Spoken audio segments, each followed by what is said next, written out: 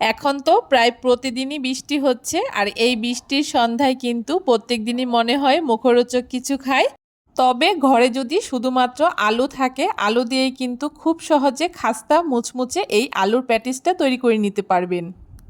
এই আলুর প্যাটিসটা খেতে এত সুন্দর হয় আর এতটা খাস্তা হয় যে একবার না বানিয়ে খেলে বুঝতেই পারবেন না। তাই আজকে খুব সহজে আলুর প্যাটিসের রেসিপি আপনাদের সাথে শেয়ার করছি। নমস্কার বন্ধুরা, মন কিচেনে আপনাদের সবাইকে স্বাগত। আশা করি আপনারা সবাই খুব ভালো আছেন। প্যাটিস তৈরি করার জন্য প্রথমে আমি ময়দাটাকে মাখিয়ে নেব। তার জন্য 1.5 কাপ মতো ময়দা নিয়ে নিয়েছি, আর ময়দার মধ্যে স্বাদ মতো নুন আর 2 চামচ মতো সাদা তেল দিয়ে দিয়েছি। এখন খুব ভালো করে ময়দাটাকে সব কিছু একসাথে মিশিয়ে ময়ান দিয়ে নেব। খুব ভালো করে একটু ডলে ডলে ময়দাটাকে ময়ান দিয়ে নিতে হবে। যখন দেখতে পারবেন ময়দাটা ঠিক এইরকম মুঠো তৈরি হচ্ছে, তখন বুঝতে পারবেন ময়দাটা খুব ভালো করে ময়ান দেওয়া হয়ে গেছে। এখন অল্প অল্প জল দিয়ে একটা সফট ডো তৈরি করে নিচ্ছি। ময়দাটাকে খুব ভালো করে মাখিয়ে এখন ঢাকা দিয়ে রেখে দেব। এতে ময়দার ডোটা কিন্তু খুব সুন্দর সেট হয়ে যাবে। ময়দাটা ওইদিকে ঢাকা হতে হতে এদিকে আমি আলুর পুরটাকে রেডি করে নেব। তার জন্য কড়াইতে 2 থেকে 3 চামচ মতো সর্ষের তেল দিয়ে দিয়েছি। তেলটাকে খুব ভালো করে গরম করে নেওয়ার পরে এখানে হাফ চামচ মতো পাঁচফোড়ন দিয়ে দিয়েছি, আর পাঁচফোড়নটাকে হালকা একটু ভেজে নেওয়ার পরে কিছুটা আদা কুচি আর 2 থেকে 3টে লঙ্কা কুচি দিয়ে দিয়েছি। ঝালটা অবশ্যই পরিমাণ মতো ব্যবহার করবেন।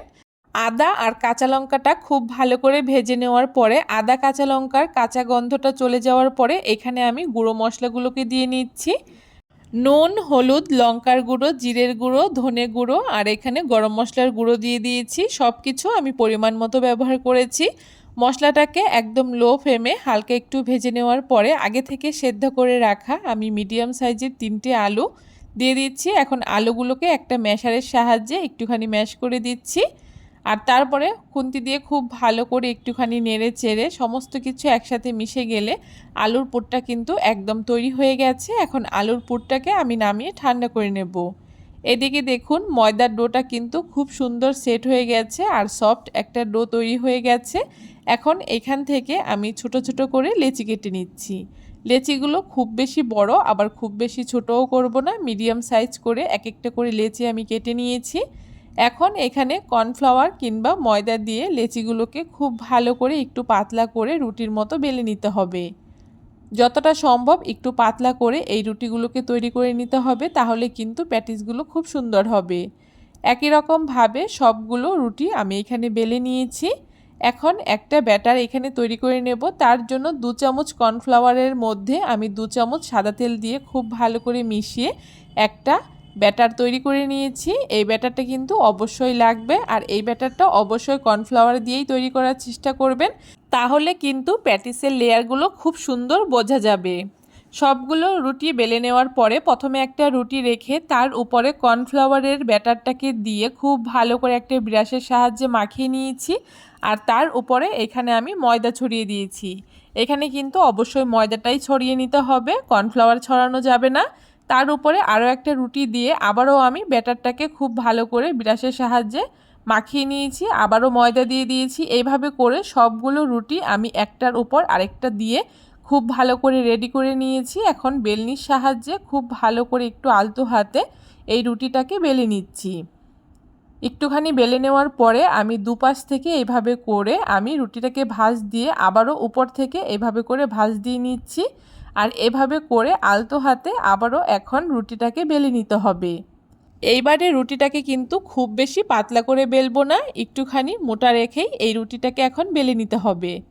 দেখুন খুব ভালো করে এই রুটিটাকে আমি বেলে নিয়েছি। এখন চারপাশটা সমান করার জন্য একটা ছুরির সাহায্যে চারপাশ থেকে এইভাবে করে আমি কাট করে নিচ্ছি, যাতে চারপাশ একদম সমান হয়ে যায়। আর তারপরে লম্বালম্বিভাবে প্রথমে একটা কাট করে এইভাবে করে আমি আরও দুটো কাট করে দিচ্ছি। আপনারা আপনাদের পছন্দ মতো ছোট বড় করে এই প্যাটিসগুলোকে তৈরি করে নিতে পারেন।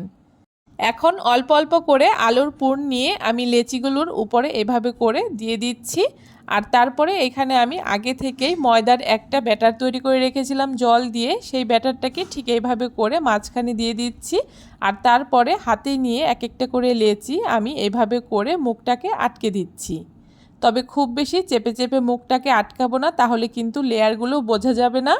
আলুটাকে ঠিক এইভাবে করে একটু ভেতর দিকে দিয়ে আলতো হাতে এইভাবে করে একটুখানি চেপে দিলেই দেখবেন খুব সুন্দর এটা আটকে যাবে। দেখুন এখানে আমার একটা প্যাটিস তৈরি করে নেওয়া হয়ে গেছে আর দেখতে কত সুন্দর হয়েছে। একই রকমভাবে আরও একটা প্যাটিস এখানে আমি তৈরি করে নিচ্ছি। আর সবগুলো প্যাটিস এখানে আমার তৈরি করে নেওয়া হয়ে গেছে। আর দেখুন প্যাটিসগুলো কত সুন্দর হয়েছে। এখন প্যাটিসগুলোকে ভেজে নেওয়ার জন্য উনানে একটা কড়াই বসিয়ে দিয়ে কড়াইতে পরিমাণ মতো তেল দিয়ে দিয়েছি। আর তেলটা যখন হালকা একটু গরম হবে আঙুল সহ মতো, ঠিক তখন এক এক করে আমি এখানে প্যাটিসগুলোকে দিয়ে দিচ্ছি। প্রথমে আমি 3টে প্যাটিস দিয়ে দিচ্ছি। আর উনানের আঁচটাকে একদম লোতে দিয়ে একটু সময় নিয়ে এই প্যাটিসগুলোকে ভেজে নিতে হবে। আর ভাজতে ভাজতেই দেখবেন খুব সুন্দর এই প্যাটিসের লেয়ারগুলো ছাড়তে শুরু করেছে আর দেখতেও খুব সুন্দর লাগছে। দেখতেই পারছেন প্যাটিসগুলো কত সুন্দর লেয়ারগুলো ছাড়ছে। এইভাবে করে উল্টে পাল্টে একটু সময় নিয়ে আমি প্যাটিসগুলোকে একদম লাল লাল করে ভেজে নিয়েছি। আর প্যাটিসগুলো দেখতে কত সুন্দর হয়েছে দেখে নিশ্চয়ই বুঝতে পারছেন। প্যাটিসগুলো কিন্তু আমার একদম ভাজা হয়ে গেছে। এখন খুব ভালো করে তেল ঝরিয়ে তুলে নিচ্ছি। একই রকমভাবে বাকি প্যাটিসগুলোকেও আমি ভেজে নিয়েছি। আর প্যাটিসগুলো কত সুন্দর খাস্তা মুচমুচে হয়েছে। একটা প্যাটিস আমি আপনাদেরকে ভেঙেও দেখাচ্ছি। আপনারাও কিন্তু এখন খুব সহজে শুধুমাত্র আলু দিয়ে এই আলুর প্যাটিসটা তৈরি করে নিতে পারেন। আশা করি আপনাদের খুব ভালো লাগবে। কেমন লাগলো আজকের এই আলুর প্যাটিসের রেসিপি অবশ্যই কমেন্ট করে জানাতে ভুলবেন না। ভিডিওটা ভালো লাগলে অবশ্যই সবার সাথে শেয়ার করে দেবেন।